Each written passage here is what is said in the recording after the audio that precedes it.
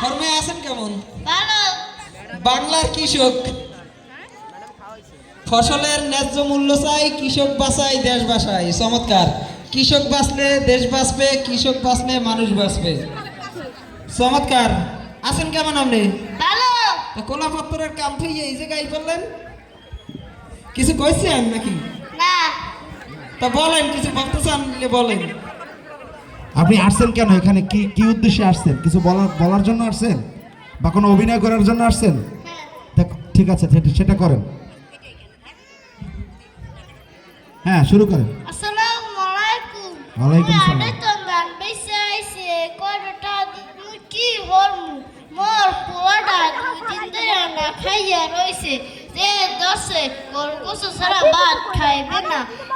এক মন ধান বেঁচে কয়টা পাইছি কেমনে গরু গোস্ত কিনবো?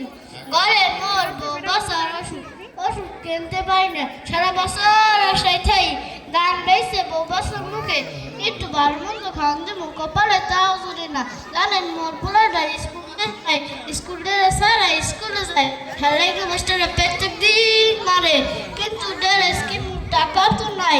হ্যাঁ পর আর স্কুলে যায় না।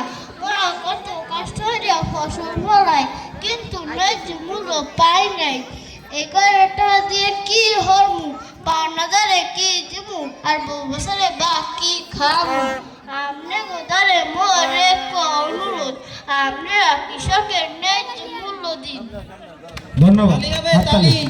খুব সঠিক কথা বলছে কৃষক।